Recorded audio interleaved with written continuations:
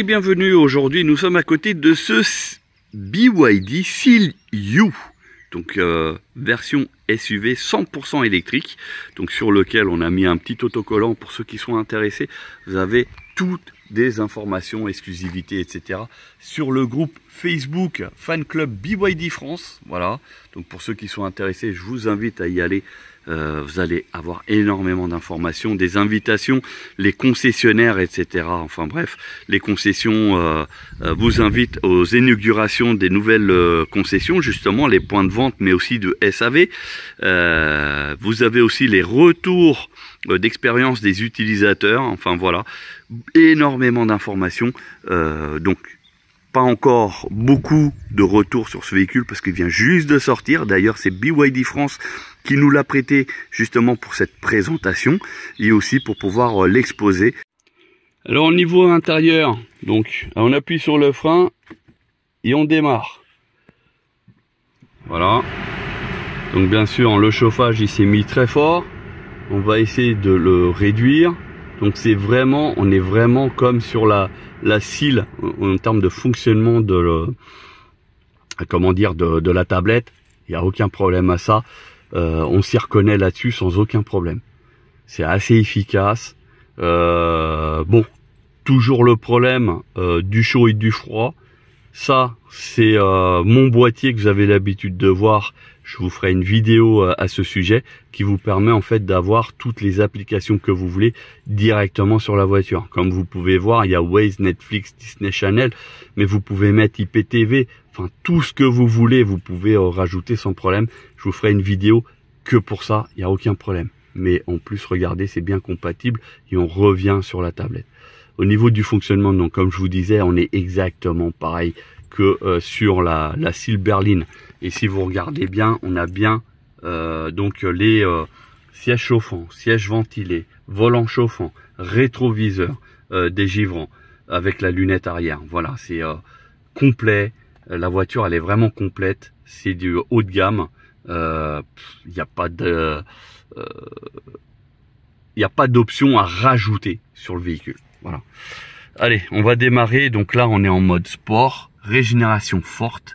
Et on va voir ce que ça donne au niveau de la conduite, si y a du changement par rapport à la berline, si on est dans les mêmes comportements routiers, etc. Allez, je mets la ceinture et on reprend le volant. Allez, on prend le volant. Donc, levier de vitesse, il a allumé en fait la LED drive, enfin D pour drive, pour aller devant, et sinon R ici pour la marche arrière. Bien sûr, ça met automatiquement la caméra de recul automatiquement à l'avant.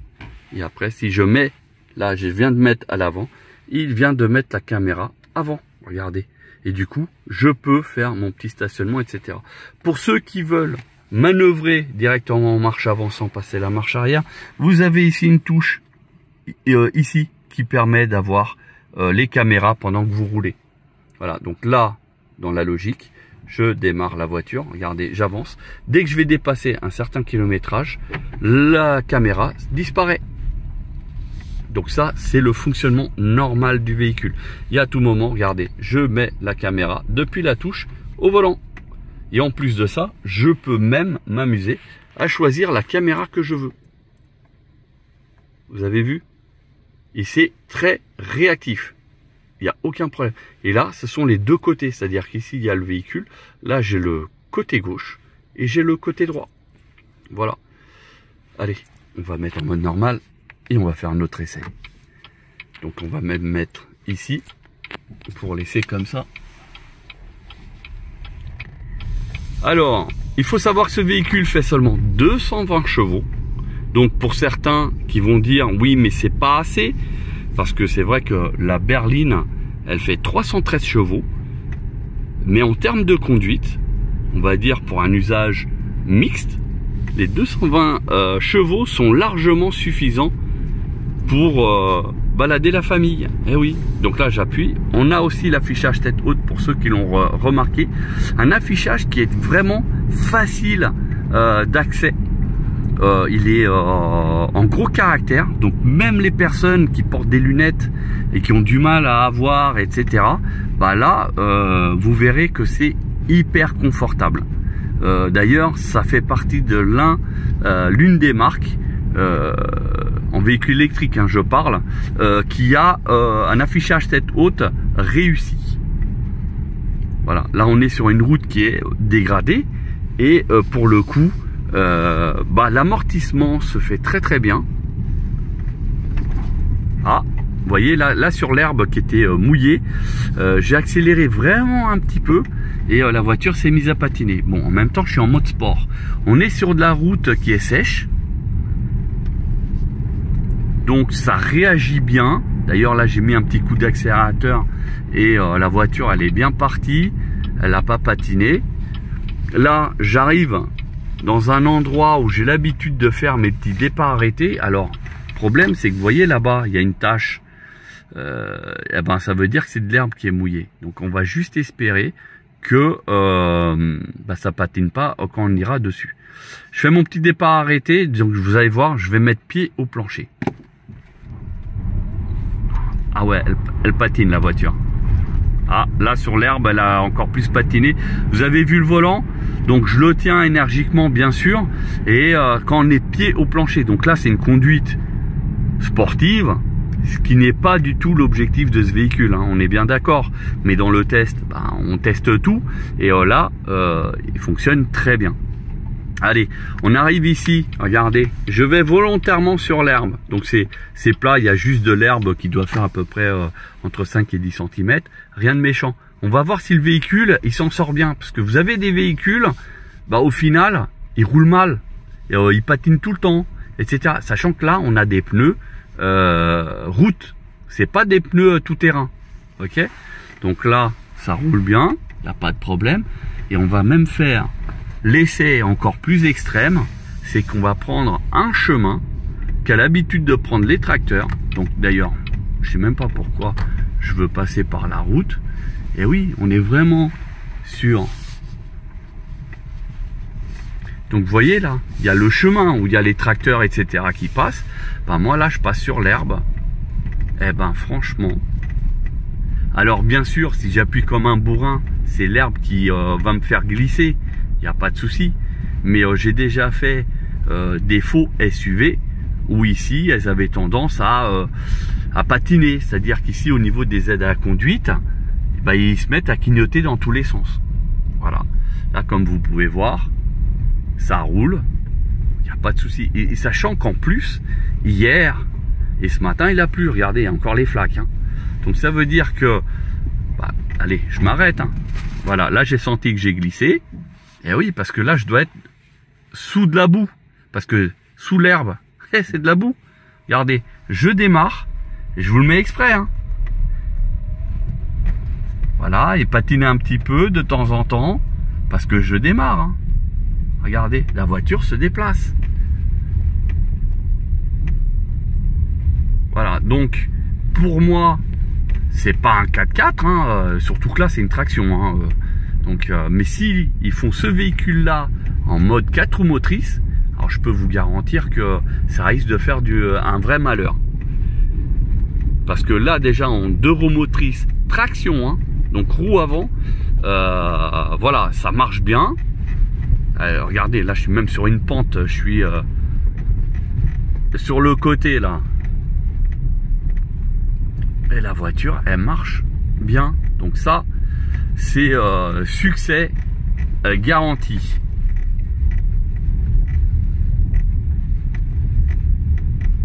Alors, je sens un bruit de mobilier. Alors, le bruit de mobilier, je m'arrête. Vous voyez, hein, l'ABS s'est allumé parce que, encore une fois, ici, c'est blindé de flotte, hein, sous l'herbe, hein. Le bruit de mobilier. Bon, ok, je comprends pourquoi. Le siège conducteur frotte légèrement sur l'accoudoir.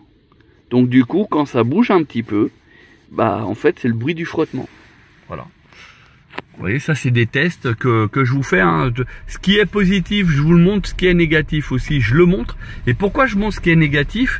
Parce que ça peut servir au constructeur de manière à se corriger. Si c'est un bon constructeur, il va se dire, bah là on a une lacune, ok, bah on va essayer de corriger. Donc je dis pas que ça va être complètement supprimé, mais ils vont faire peut-être un petit correctif pour le modèle d'après, par exemple. Et en fait, à chaque modèle qui sort, bah les voitures sont améliorées de plus en plus, contrairement à certaines marques qui restent sur leur acquis. Et puis ils évoluent pas, et du coup vous avez des utilisateurs qui en ont marre, ils changent de marque, et c'est ce qu'on voit de plus en plus avec les voitures électriques. Donc là je vais mettre le maintien dans la voie avec le régulateur de vitesse. On va mettre pour 90 km/h. Donc vous voyez, hein, quand c'est vert, ça veut dire que c'est activé, et activé donc veut dire tout simplement que c'est opérationnel. Regardez, j'ai pas les mains au volant, les pieds je les enlève, la voiture elle continue sa lancée. Regardez, et surtout on a l'habitude d'un virage un peu plus loin, vous allez voir une petite courbe en fait, vous la voyez, la courbe, on va essayer de voir si la voiture elle va se débrouiller. Je mets juste un petit coup sur le volant pour éviter qu'il me fasse alerte en plein dans le virage, et vous voyez, hein, j'ai pas les mains dessus. Et là, va-t-elle prendre le virage? Elle a bien pris le virage, et elle a même mieux travaillé que sur la berline. Vous voyez, là il me demande de mettre les mains au volant. Là je trouve que c'est mieux maîtrisé que sur la berline, parce que moi sur la mienne en tout cas, je trouve qu'elle reste trop à gauche. Alors que là, et vous l'avez constaté par vous-même, elle est restée au milieu. Et là, encore une fois, si les remontées à BYD France ont permis justement de corriger sur cette voiture, je leur remercie, parce que au moins ils sont attentifs au retour d'expérience des utilisateurs, et ils font vraiment donc des efforts pour améliorer la voiture. Donc si je veux remettre la dernière vitesse, j'ai juste à mettre le joystick vers le haut. Donc là la voiture elle accélère, elle avance.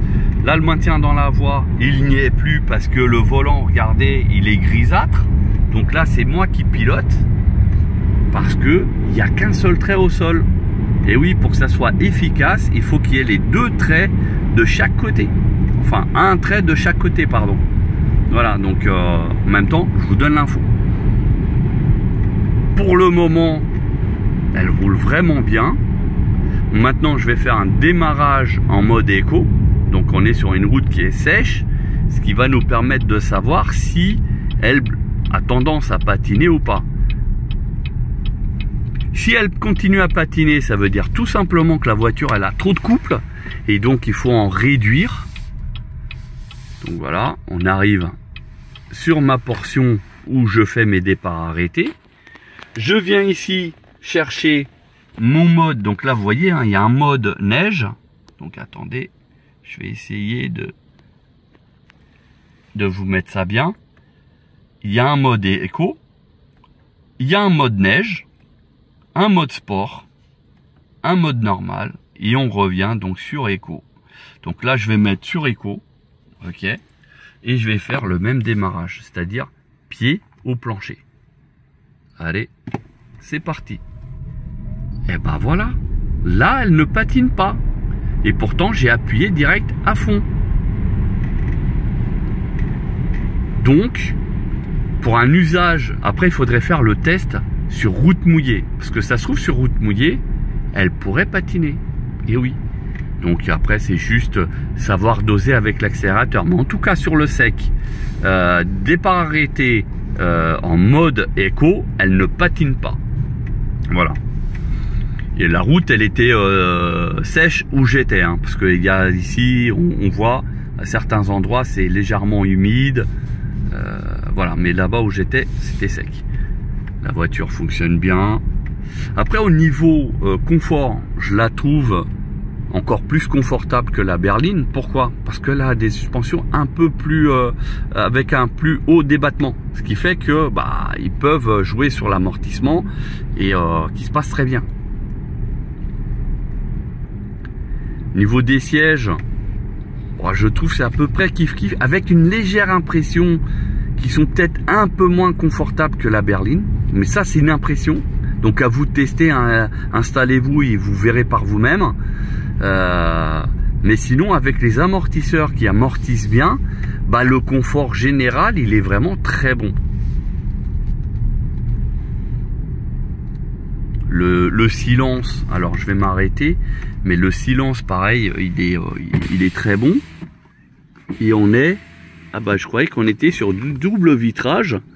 Eh ben non, regardez, on est sur du simple vitrage. Eh ben, ils ont bien travaillé au niveau de l'isolation, parce que je pensais que c'était du double vitrage.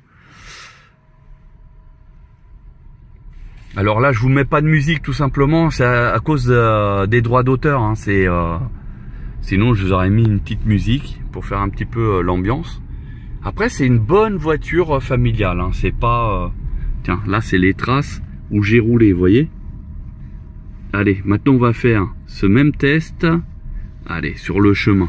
Allez, soyons fous. Alors ici, ça sera même encore plus simple pour patiner parce que il y a des flaques. Et du coup, bah, il y a des endroits, c'est de la boue.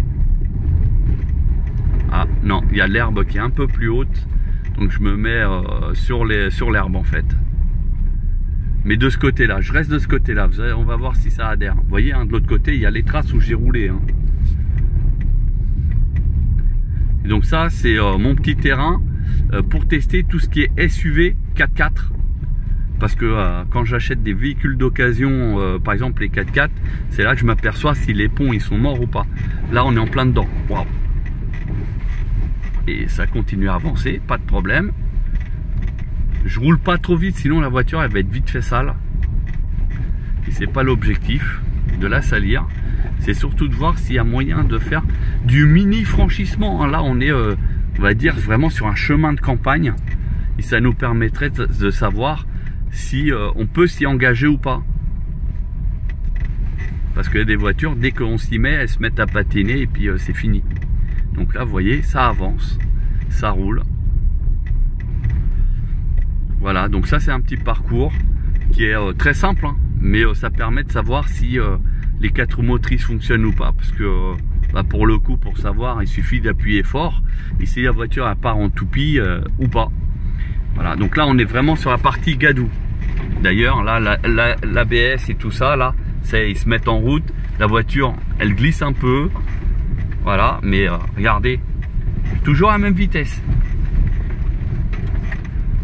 Donc mine de rien, ah ouais, et puis là c'est vraiment accidenté, hein. Voilà.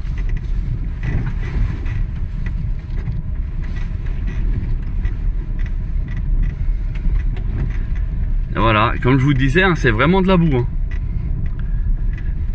Eh ben, ça roule très bien. Après, on leur rendra toute nettoyée, toute propre. Voilà.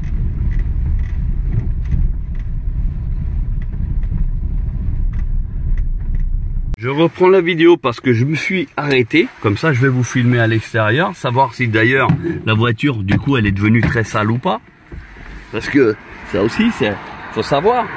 Alors déjà, première chose que je constate, vous voyez là, c'est toute la portière basse qui a pris. D'ailleurs, la terre est en train de tomber. Et regardez, on peut descendre. Et tout est propre.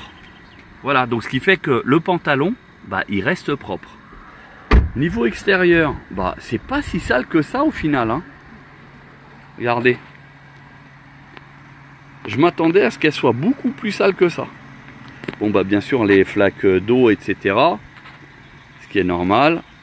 C'est en train de tomber. Mais globalement, elle est pas si sale que ça. Bon, en même temps, j'ai pas roulé vite comme un malade. Bon bah on va au lavage. Voilà. N'oubliez pas votre ticket. Merci. Et oui, pourquoi? Parce que la voiture elle est tellement sale que du coup, eh ben la pauvre, pour l'exposer, il vaut mieux qu'elle soit propre. Donc là j'ai pris une bonne formule, tu vois, là pour enlever toute la terre parce qu'on a fait la partie tout terrain entre guillemets. Et du coup, je fais comme si c'était ma voiture. Exactement pareil. Alors, à savoir que là, pour ceux qui vont crier au scandale, on est sur des rouleaux dernière génération en microfibre. Donc, du coup, il n'y a pas de rayures, il n'y a rien de tout ça. Là, il y a un pré-lavage qui est lancé. Donc, ça évite justement à ce que tous les gros morceaux de terre, etc., soient bougés dans tous les sens. Donc, pour ceux qui crient au scandale, ça sert à rien de crier au scandale, vous inquiétez pas. C'est une toute nouvelle, un nouveau système avec microfibre qui se passe très bien. Donc comme on a fait du tout chemin, c'est pour ça qu'elle a été lavée. Donc c'est de la microfibre.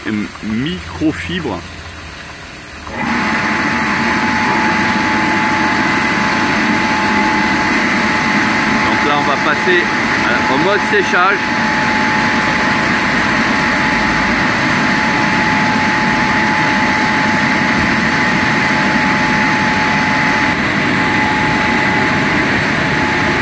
On va pouvoir réintégrer la voiture. La voiture est propre. Voilà, c'est terminé. Bon, après il y a certains endroits où ça reste encore avec quelques petites avec un peu d'eau, hein, quelques gouttes, hein, mais rien de méchant. Et là vous voyez au sol qu'il y a vraiment de la terre et que bon, on voit ici au niveau des passages de roues, c'est pas forcément ce qui est de plus propre, mais voilà, ça va. Et comme vous pouvez voir, ah bah là il y a une trace qui est quand même restée ici. Donc c'est pas le rouleau les plus parfaits, mais en tout cas est déjà beaucoup plus propre. Allez, on rentre dans la voiture.